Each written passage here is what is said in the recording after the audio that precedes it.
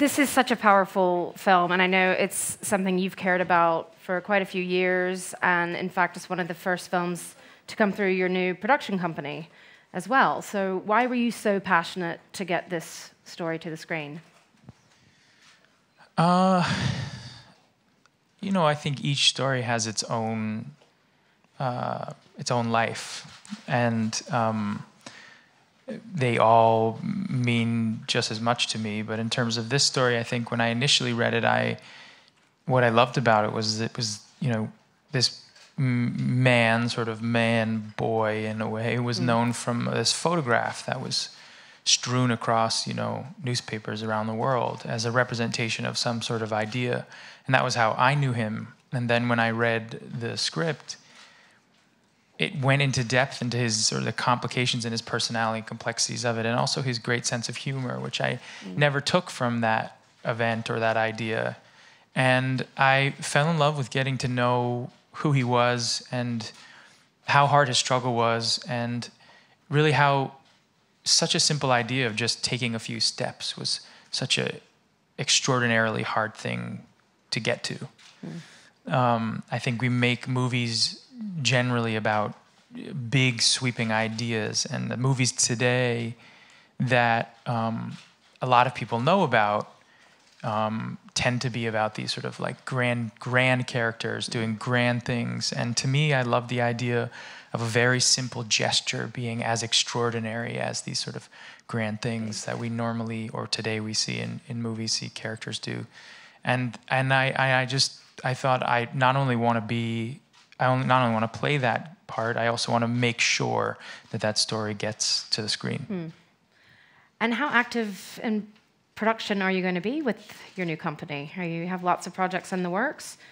We are ambitious, yes. We have many projects already in development. We shot 2 films already last year, this being one of them, and another one is Paul Dano's first directorial debut, called Wildlife with Carey Mulligan, and then we have a wonderful deal with Bold Pictures. It finances our company, and they make very interesting movies, and so we are full steam ahead.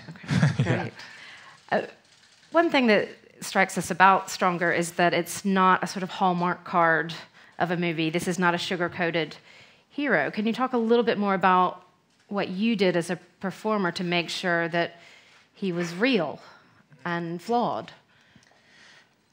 I mean, you know, it was a beautiful script written by John Polano initially, and full of, like I said already, the complications of his personality. John had spent 1.5 years with Jeff Bowman and his family, so he really got to know him.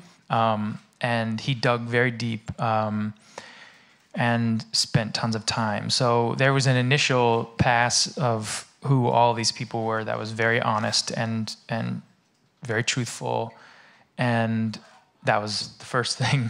And then for me, you know, it's microscopic work. I spent another year with Jeff and getting to know his family, doing the work that I believe that, you know, an actor does, and having, you know, being able to be there for pre-production and then pre-production and scouting locations and being in locations that were chosen by David Gordon Green, our director, way before we shot there, being a part of that discussion as well, and then also having the real people in that moment while I was working with them. We'd go scout locations, then I'd go meet with them. All of those things are influencing the character and slowly building on it. And so to me, it was just watching behavior, you know, spending enough time with people where Jeff's not the most forthright person. You know, I would say the Northeast in the States, but particularly in Boston, I don't think they're very talkative or known to be. So it was more about watching him, spending time with his caretakers, all the medical community around him, the people who, you know, initially saved his life, and the people who got him up and walking, and just time, lots and lots of time.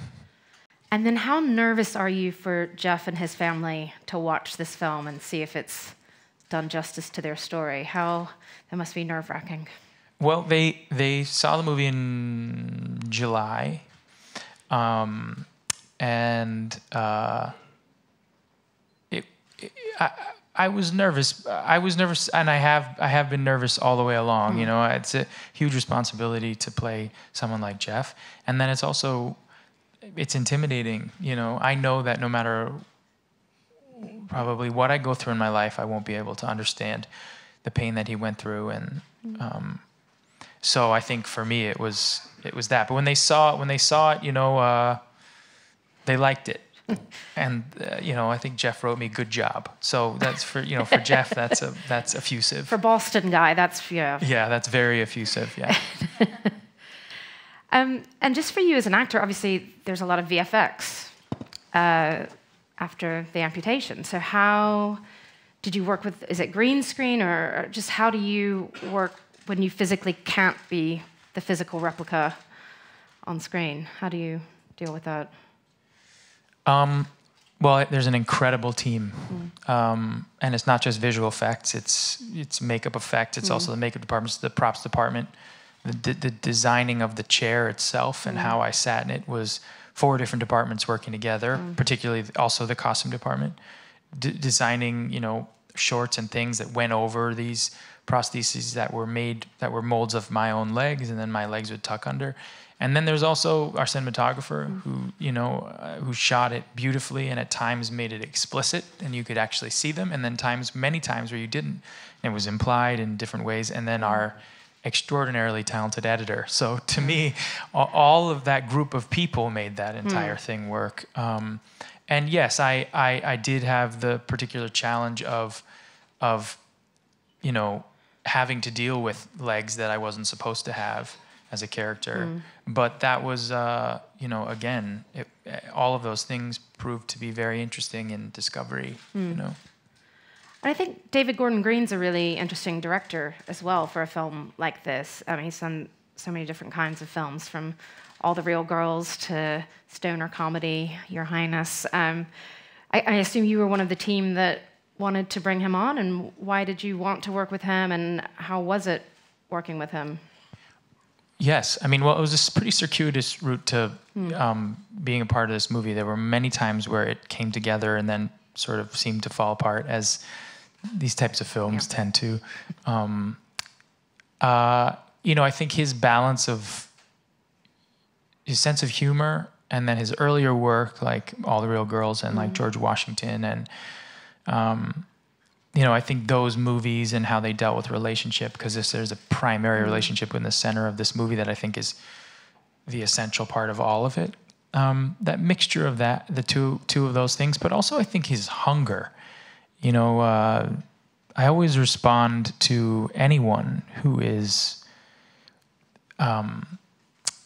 hungry and passionate. Someone says, "Oh, this person," and as an actor, I think that happens a lot.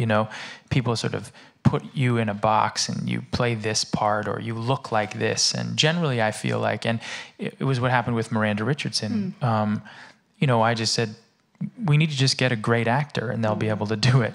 They don't have to be from Boston and have all those things or have played a part like it. They just need, a good actor can do almost anything if you allow it. So I feel that way about David, and I think he was so hungry, he was so full of passion. Great. I was going to ask about Miranda, because I didn't recognize that was her until somebody told me the next day. So she really loses herself in that role. And also Tatiana is amazing. So can you talk a little bit about working with both of them as these women in Jeff's life that are so important to his story too? Just two extraordinary actresses. Miranda came in, we were really searching for Patty. It's a very difficult role to fill, because I think that there's a sort of element of the antagonist in that role, and then also at the same time, but at the heart of it, a profound insecurity and real love for her son. So finding someone who could really balance those two things, and Miranda I have been a fan of since I was a kid, literally. And I don't, mean that to sound any other way besides complimentary. I've just really adored her, and I think I had a crush on her when I was, a kid, and then, she was playing my mother, so that was somewhat appropriate. And then with Tatiana, she's just a special creature. She's an animal, and. That could get taken out of context. Sure. Well, we both are. I mean, unfortunately or fortunately, we're all animals. So, and I like to sort of look at characters in that way too, and actors and scenes as that. you know, you go head to head in a lot of ways, and we all have different behaviors and ways of approaching things. And when I was in a scene with her, she has just absolute courage, and there was fear maybe, but she never let it stop her. And it was always motivating. I mean, there's this one scene where we're in a car together, and you know, David set up 2 cameras so we could shoot both of our pieces of coverage simultaneously. And she and I sort of went at each other. And there's one line where she says, "That doesn't scare me, Jeff. You don't scare me, Jeff." You know, and she was just screaming that at me. And I think that's how it feels to work with her. You know, was it an emotional shoot? Yes. Yeah. Yes. It was packed with a lot of laughs and packed with a lot of tears and a little bit of blood and a good amount of sweat.